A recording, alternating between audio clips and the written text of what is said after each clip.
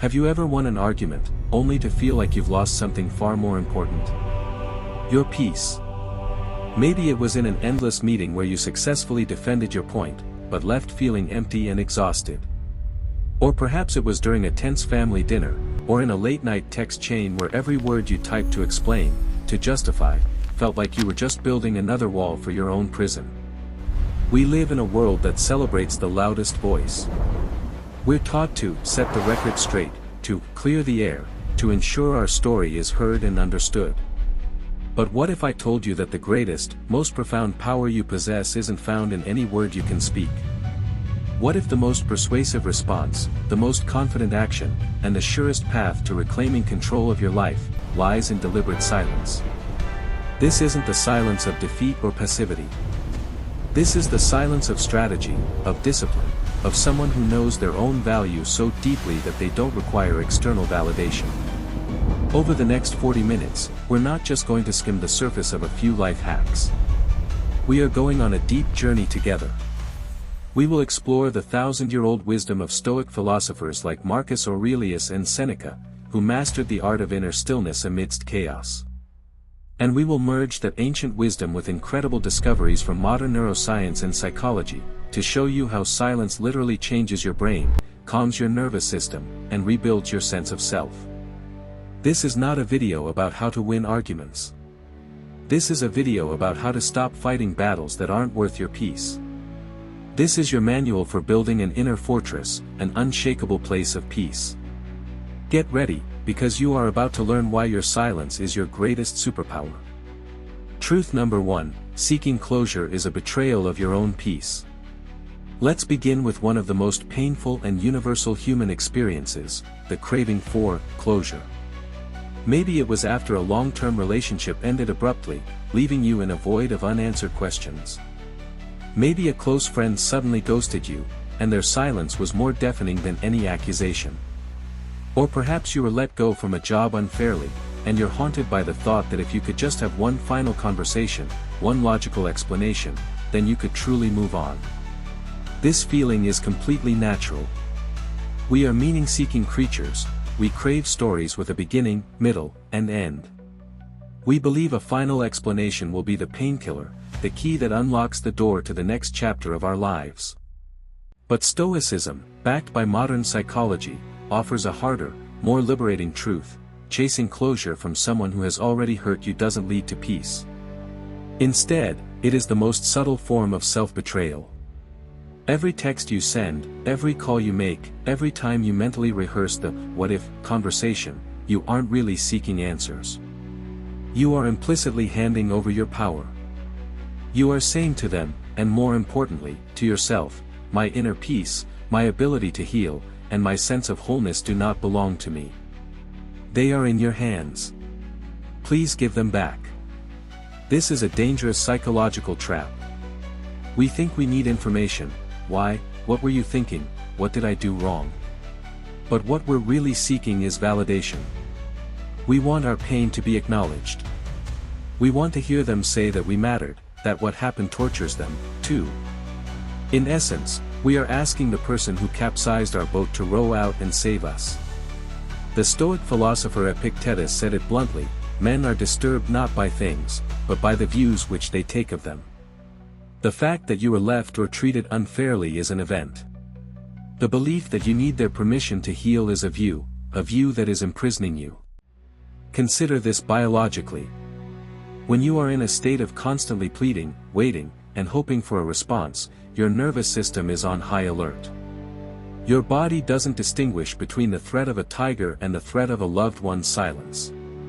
It just knows you are under threat. As a result, your adrenal glands pump out cortisol, the stress hormone. Your heart rate is elevated, your blood pressure rises. You are living in a prolonged state of fight or flight, a state designed for minutes, not weeks or months. Scientific studies have shown this chronic stress weakens your immune system, impairs memory, and can lead to depression. So when you chase that closure, you're not just wounding your self-esteem, you are literally harming your physical health. Now, compare that to the power of choosing silence. A remarkable study found that just 2 minutes of silence can be more relaxing than listening to relaxing music, significantly lowering blood pressure and heart rate. When you decide to stop the pursuit, you send a powerful message to your nervous system: the emergency is over. We are safe. You are no longer outsourcing your emotional regulation to an external person. Instead, you begin the process of self-healing from within. This is not an act of weakness or surrender. This is an act of supreme self-preservation.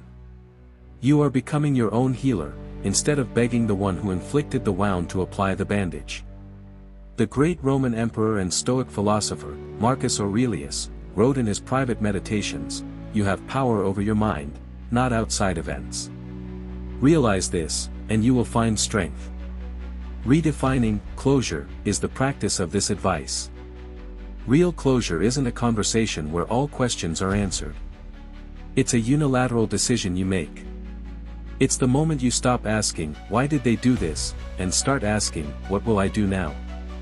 Real closure is accepting that you may never fully understand another person's actions, and that's okay. Your peace cannot be contingent on their logic. When you choose silence, you don't just reclaim your emotional and physical health. You reclaim your dignity. You stop participating in a drama you cannot win. If someone truly cared about your peace, they wouldn't have put you in the position of begging for it in the first place. Your silence is a declaration. It says, "My worth is not up for debate. My peace is not for negotiation. I may not control what you did, but I have absolute control over how I respond. And I choose peace. I choose to walk away." This is the deepest act of self-love, realizing that the only door that needs closing isn't between you and them, but the one leading to the loop of pain inside your own mind. And you, and only you, hold the key. Truth number 2, your actions are your explanation. Imagine this moment: someone has misunderstood you. A colleague implies you're not a team player. A family member questions your life choices. Or a friend interprets your actions through a negative lens. Immediately, a hot feeling rises in your chest. An almost irresistible urge to grab your phone, to compose a long email, to set the record straight. We want to present evidence, call witnesses, and offer an eloquent defense of our character. We believe that if we can just find the right words, the truth will prevail and our reputation will be restored. But today, we're going to challenge that core belief. We're going to explore a simple but profound truth: the best explanation, the most powerful statement, and the most undeniable proof of who you are is not found in any sentence you can utter. It is found in what you consistently do. In the court of character, words are hearsay, actions are sworn testimony. An audience over 35, like us, has lived long enough to know this is true. We've seen sweet promises evaporate into thin air, and we've seen quiet, consistent actions build legacies. This isn't just a life philosophy, it's a documented psychological principle. In the 1960s, psychologist Daryl Bain developed self-perception theory. The theory, simply put, states that we come to understand our own attitudes and feelings by observing our own behavior, much like we observe others. Think of it this way: your mind is constantly watching your body and actions for clues about who you are. When you are constantly, frantically explaining, justifying, and defending yourself, your mind receives a very clear message: I must be in the wrong. I must be in a weak position. My position isn't strong enough to stand on its own. You are observing yourself begging, and therefore, you perceive yourself as a beggar. You are reinforcing the very loop of insecurity with your actions. Now, consider the powerful alternative. When you choose to act with quiet intention, when you continue to do your work with integrity, treat others with respect, and hold your boundaries without a lengthy speech, your mind receives a completely different message. It sees you acting with conviction, and it draws a revolutionary conclusion: I am confident. I am secure. I know my truth, and it does not need a defense attorney. By acting as if you trust yourself, you actually begin to trust yourself on a deeper level. This is the essence of fake it till you make it, but on a more authentic level. You're not faking, you're practicing. This is where the language of our audience, discipline and strategy, comes to life. To not react requires immense discipline. It is the discipline of a warrior holding their position instead of charging into a baited trap. In our world, reacting is easy, restraint is hard. And it is the ultimate strategy for reclaiming your narrative. You refuse to play a game of words, a game you can't win against someone who is determined to misunderstand you. Instead, you move the battlefield to the domain of action, where your character can shine without ambiguity. Over-explaining has other damaging consequences. It devalues your words. When you use them too freely, they become cheap. It gives manipulators a script to work from. Every explanation you offer is another piece of ammunition they can twist and use against you. Your silence gives them nothing to hold on to. Most importantly, over-explaining drains your most precious resource, your mental and emotional energy. That is energy that could be used to build, to create, to connect, to heal. Instead, it's being bled out on defense. Think of a lighthouse. A lighthouse doesn't run up and down the coast trying to explain to each ship why it's there. It doesn't scream warnings. It simply stands, it shines, and it performs its function. Its existence, its action, is its explanation. Its steadfastness is its strength. Your job is to be the lighthouse. So the next time you feel that urge to justify, to defend, to write that multi-paragraph manifesto, take a deep breath. Pause. Ask yourself, what action can I take that will speak more clearly than any words I could say? Let your integrity be your argument. Let your consistency be your statement. Because in the end, you will not be remembered for the explanations you gave, but for the life you lived. As the Stoic philosopher Epictetus said, don't explain your philosophy. Embody it. Truth number 3, silence makes your absence felt, not just your words heard. Have you ever been in a situation where the more you talked, the more invisible you felt? You're in an argument, your voice is filled with passion, you're making logical points, you're pouring your heart out, only to be met with a blank face or short, dismissive replies. Your words, meant to connect and clarify, seem to evaporate into thin air. In those moments, you don't just feel unheard, you feel like you don't exist. It is one of the most isolating human experiences, and it stems from a fundamental misunderstanding of attention and presence. We think that to occupy space in someone's mind, we have to fill it with sound. But the truth is often the exact opposite. When you stop explaining, stop chasing, stop filling every silence with your anxiety, something strange and powerful happens. You don't disappear. On the contrary, your presence becomes larger, heavier, and impossible to ignore. Your silence creates a void, a vacuum in the conversational space. And human nature abhors a vacuum. The other person's mind, accustomed to the familiar rhythm of your pleas or defenses, is suddenly faced with a pattern disruption. Your silence is not emptiness, it is an event. It is an unspoken question. Why are they quiet? What changed? In that moment, you have performed one of the most subtle power shifts possible, you have moved the focus from you to them. When you are talking, explaining, the burden of communication is on you. You are the one trying, the one investing, the one performing. The spotlight is on you. But when you go silent, the spotlight suddenly pivots 180 degrees. With no words from you to react to, they are left with only one thing to confront, their own actions and your echoing silence. Your absence becomes a mirror.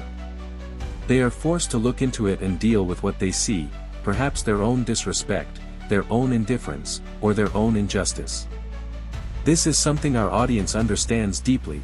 Your silence has the power to awaken self-reflection in others.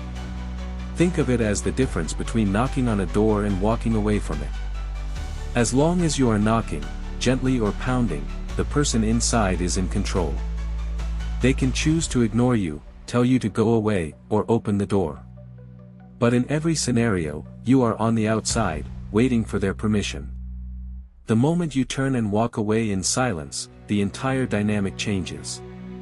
The choice is no longer theirs. Your silence on the walkway, your receding footsteps, creates a sense of urgency and consequence that hours of knocking never could. Your absence at that door becomes far more meaningful than your presence ever was. This is not manipulation, this is natural consequence. You are not trying to punish them. You are refusing to participate in an unhealthy dynamic. The philosopher Seneca wrote, "The mind has the power to be invincible." That invincibility doesn't come from winning every verbal sparring match. It comes from realizing that your inner peace is not dependent on another person's approval or understanding. When you go silent, you are reinforcing that inner fortress. You are declaring that you don't need to win the external battle of words, because you have already secured the peace within. Consider a practical example. A woman named Sarah had a sister who was constantly critical of her every decision, from her career to her parenting. For years, after every critical comment, Sarah would launch into a lengthy defense. She'd explain her choices, offer reasons, and desperately try to win her sister's approval. Every conversation ended with Sarah feeling exhausted and judged, and the sister's opinion unchanged. Finally, after reading about Stoicism, Sarah tried a new strategy. The next time her sister made a critical remark, instead of reacting, Sarah simply said, "Thank you for sharing your perspective," and then fell silent, changing the subject. The silence was awkward at first. The sister, used to getting a reaction, was visibly confused. She tried to bait her into an argument, but Sarah remained calm and disengaged. Slowly, an amazing thing happened. Without the reward of Sarah's emotional reaction, the sister began to soften her criticisms. Occasionally, she even started asking genuinely curious questions about Sarah's life, instead of issuing judgments. By withdrawing her words, Sarah made her presence more powerful. Her silence taught her sister the lesson that thousands of words had failed to. Her boundaries were real and non-negotiable. In a noisy world where everyone is screaming for attention, your deliberate silence cuts through the chaos. It says you have something more valuable to protect than your point in an argument, your peace. And it is that very commitment to your own peace that creates a pull, a gravity, that forces others to reckon with your presence, even when, and especially when, you are not saying a word. Truth number 4, silence is your shield, not your weapon. Silence is a form of power, and like all forms of power, it can be used to build or to destroy. Up to this point, we've explored how silence can be a potent tool for self-mastery, for projecting confidence, and for shifting relationship dynamics. But we must pause here and confront a crucial truth, a distinction that can be the line between emotional maturity and emotional cruelty. It is the difference between using silence as a shield and using it as a weapon. We all know the dark side of silence. It has a chilling name, the silent treatment. This is silence wielded not to protect, but to punish. It is cold, distant, and designed to make the other person feel small, guilty, and invisible. It's the partner who turns away and refuses to speak for days, turning a home into an icy battlefield. It's the friend who abruptly cuts off all contact, leaving you in a state of confused self-blame. This is not Stoic silence. This is manipulative silence. This is not a strategy for peace, it is a tactic of emotional warfare. Science confirms how toxic this behavior is. Dr. John Gottman, one of the world's leading relationship researchers, identified stonewalling as one of the 4 horsemen of the apocalypse for communication behaviors that predict divorce with astonishing accuracy. Why is it so destructive? Because the silent treatment doesn't just refuse to engage with an issue, it refuses to acknowledge the validity of the relationship itself. It sends a devastating message: you are not important enough for me to respond to. Your feelings are not worth my time. It creates a wall that blocks any possibility of connection and repair. The Stoic silence we are exploring here, in contrast, has a completely different purpose. It is a shield, not a sword. Think about the function of a shield. It is not an offensive weapon. It does not lunge forward to inflict harm. Its sole function is defensive, to protect its wielder from what is coming at them. When you use silence as a shield, your goal is not to hurt the other person. Your goal is to protect yourself. You protect yourself from saying words you will later regret. You protect yourself from getting sucked into a pointless, escalating argument. You protect your precious emotional energy from being needlessly drained. So how do you know if you're holding a shield or a sword? The answer lies in a single word: intention. Before you choose silence, pause and ask yourself these honest questions. Am I doing this to make them feel bad, or to help myself feel calm? Am I trying to win this fight, or am I trying to heal myself? Is my silence a wall to punish them, or a space for me to find myself? Your intention is everything. The shield is for inner protection. The sword is for outer attack. But there is a critical, practical step to ensure your shield isn't mistaken for a sword. It is the brief, respectful communication of your boundary. Using silence as a shield doesn't mean you just vanish without explanation. It means you deliberately pause the engagement. This can be as simple as saying, "I'm feeling overwhelmed right now and need some time to process this. Can we talk about it later?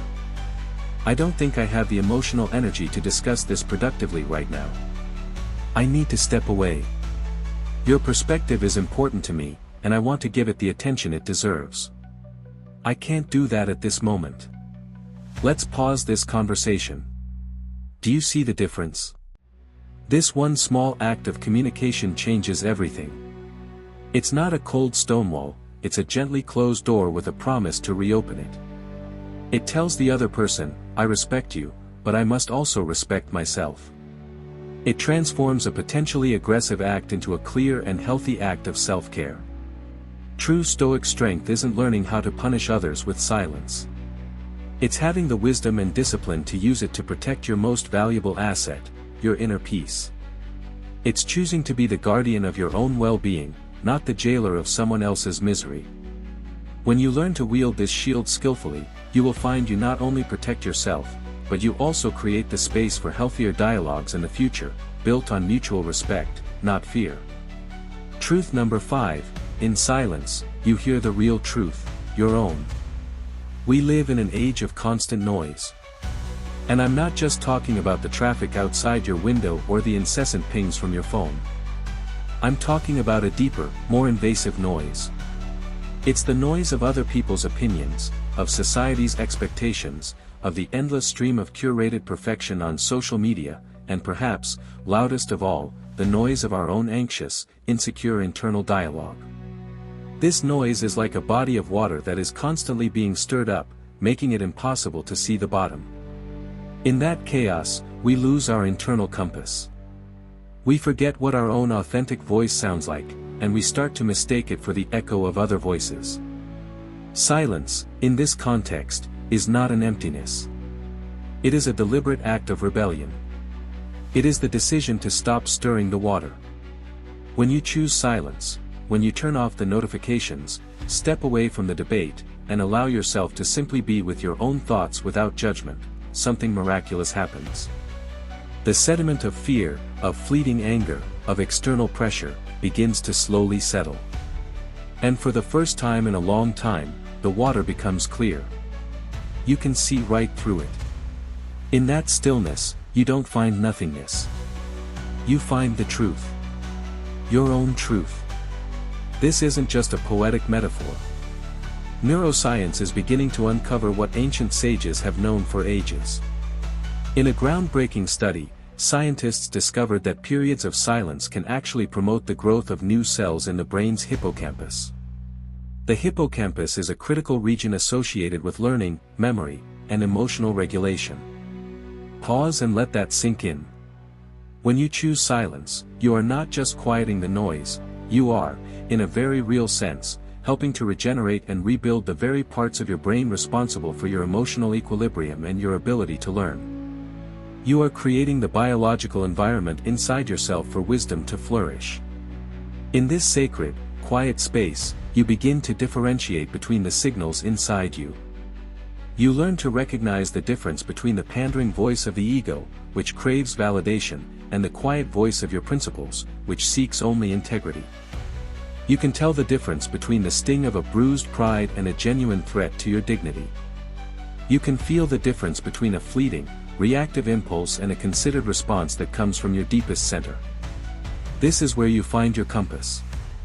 That voice has always been there, but it never shouts. It only whispers. And it can only be heard when everything else has gone quiet. The Roman Emperor Marcus Aurelius, who spent his life fighting battles both external and internal, wrote constantly of the need to retreat into one's inner citadel. He said, "Look well into thyself, there is a source of strength which will always spring up if thou wilt always look." Deliberate silence is the act of retreating into that citadel. It is not an escape from the world, it is a pilgrimage to the center of your own being to consult with the wisest advisor you will ever have, yourself. This is the path to what our audience craves, inner mastery. Mastery isn't about controlling every external event. It's about getting to a point where no external event can control your internal state. So, seek out these moments of silence as if they are the air you breathe. It might be 5 minutes in your car before you walk into your house after work. It might be a walk in the park without your phone. It might be the first 15 minutes of your morning, before the world has a chance to rush in. In those moments, don't try to solve anything. Just listen. Listen to the quiet. Notice what emerges when you aren't forcing anything. You will discover that silence is not the absence of something, it is the presence of everything that matters. It is the sanctuary where you can take off your armor. It is the workshop where you repair your soul. And it is the fertile ground where your truest self finally has the space to breathe and to grow. In a world that is constantly screaming at you who you should be, silence is the gift you give yourself to remember who you actually are. See, key takeaways and new CTA, conclusion. We have traveled a long way together in these last 40 minutes. We started in a very familiar place, the fatigue and burnout of constantly explaining, justifying, and begging for understanding in a noisy world. We stood in that feeling of powerlessness as our words vanished into thin air, and our peace seemed to be held hostage by the whims of others. But now, we stand in a completely different place. Together, we have dismantled that cage of dependence and discovered a liberating truth: your greatest power lies not in what you say, but in what you choose not to say. We have learned that pleading for external closure is a betrayal of our own inner peace, and that true healing is a unilateral decision we make for ourselves, reinforced by our very biology. We've discovered, through the lens of psychology, that our actions are our ultimate explanation. Our character is not defined by our defenses, but by the integrity of our daily conduct.